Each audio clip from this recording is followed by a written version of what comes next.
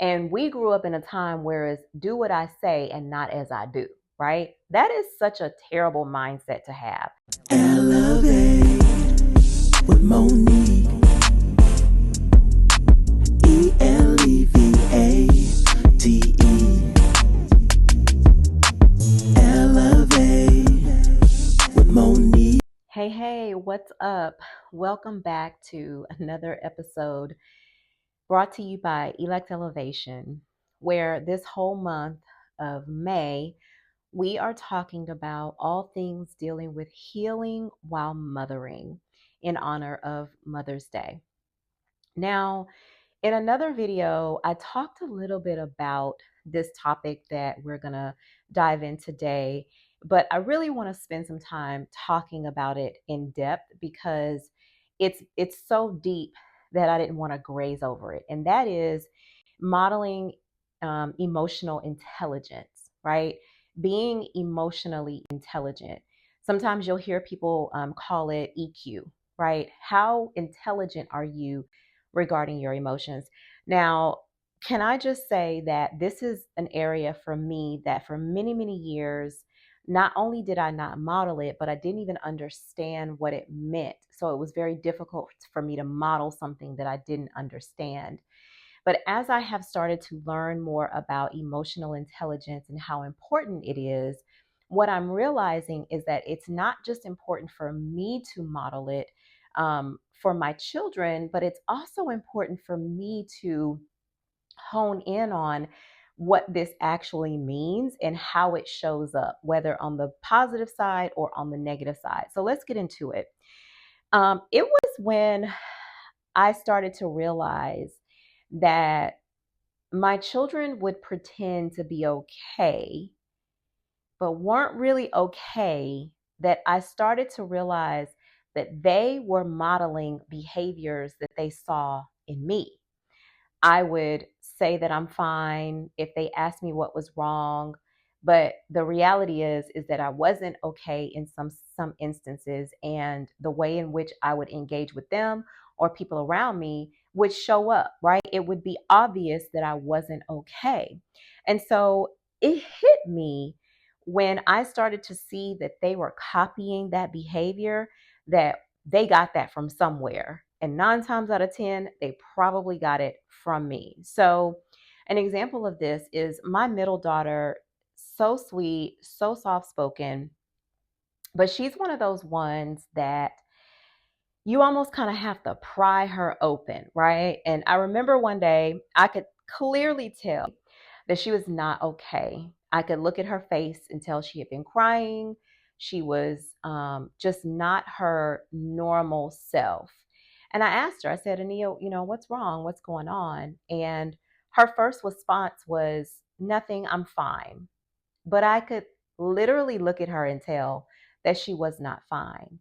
And so I realized after understanding more about emotional intelligence that that is a learned behavior that she's picked up from me. And so that particular day I said, I can tell that you're not okay. You're crying, you've been crying. Tell me what's going on if you feel up to it. And it took her a few minutes, but then the tears started to flow, right? And she goes into telling me what's going on.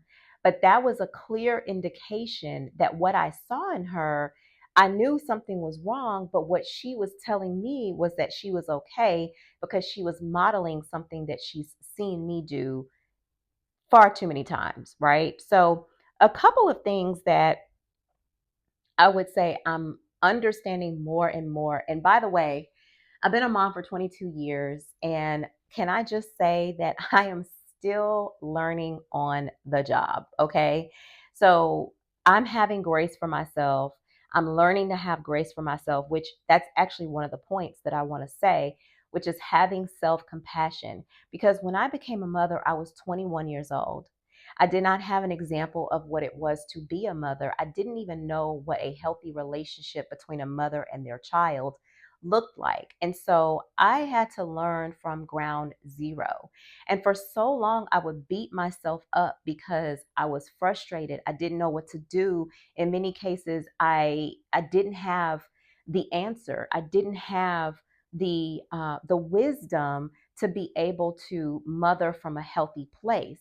And so when I learned about self-compassion and when I learned about grace, it took me a minute to really accept it for myself because I just didn't feel like I was worthy of self compassion and grace when it came to the way that I mothered my children. And the other part of it was it didn't help when I had, people in my ear telling me how I should be doing things different and doing things better. So I would submit to you, if you find yourself in this place, please have compassion with yourself. It starts with you first. If you can demonstrate self compassion, your children are going to be able to pick up on that. They are going to understand through your modeling what it means to have compassion for yourself. And you have that dialogue with your children. Let them know that your mistakes do not define you. Your mistakes are not who you are. You are learning from them. In the same way that you would coach them, coach yourself. Monique, your mistakes do not define you. It's okay if you don't have all the answers. It's okay if you get it wrong sometimes. You got to take accountability for it, but you can always make change, right? So having self-compassion and grace is something that your children are watching you express to yourself as well. And then the second thing is normalize feelings, right? If you grew up in a house like I did or similar, we didn't talk a lot about feelings. We didn't talk a lot about how things made us feel, how people made us feel, how situations made us feel. As a matter of fact, if we tried to have that type of voice, it was considered disrespectful. It was considered talking back. It was considered being ungrateful. And I just totally disagree with that mindset. I have tried very, very hard to allow my children to have some sort of voice so that they know that to me, their voice matters. Now, there is a balance there because I've also had to put them in check when it comes to being disrespectful, but I want them to have a voice. I want them to know that their feelings actually do matter. So normalize allowing your children to express their feelings by you expressing your feelings. My therapist told me, and I think that this is probably one of the most pivotal things that she has shared with me thus far. And that is, she told me how important it is to express to my children when they do something, instead of reacting to it, saying to them, when you said that, that really hurt my feelings. And I really am sorry that you feel that way, but that made me feel like this. It's okay to talk about our feelings, guys. And it's okay to talk about our feelings with our children and offering space for them to talk about their feelings with us, and not their feelings necessarily just toward us, but their feelings in life. These kids are dealing with a lot, and I'm having to realize that this generation is so different from when I grew up. I'm an 80s baby. So I grew up in the 90s and the early 2000s, and things are very, very different for our children now. And so we've got to create spaces for them to be able to express how they feel. And we do that by demonstrating those behaviors first. Okay. And then the third thing that I would say, which you already know, and that is children learn by watching. Um, I always say it's not what you say, it's what you do. And we grew up in a time where it's do what I say and not as I do, right? That is such a terrible mindset to have. Do as I say and not as I do. No, no. And I'm checking myself too, because we we want our children to have the best opportunities at life, right? We want them to grow up and be um, law-abiding citizens. We want them to grow up and be independent. We want them to learn how to navigate through this world. But if we are chaotic, if we are all over the place, if we can't maintain certain relationships and express how we feel and what we need without being toxic and and violent or whatever the case may be, how in the world are we ever going to expect for our children to do the same? It is so funny because my son, I could be in the kitchen and maybe making dinner, and I might be on the phone, and he might be in the living room, or he may be on his iPad or whatever. And I'm having a conversation with someone, or I'm talking about something, and I'm thinking he is not even listening because he might be doing this, or he's watching TV or homework or whatever. But he will then repeat what I said. And it is a consistent reminder to me that he is always listening and he is always watching. And my children are always watching. Your children are always watching. And so the way that you show up, the way that you express yourself emotionally, your children are picking up on that. And then when you look at them and you watch how they navigate, and you're like, that is not right. Ask yourself, where did they get that from?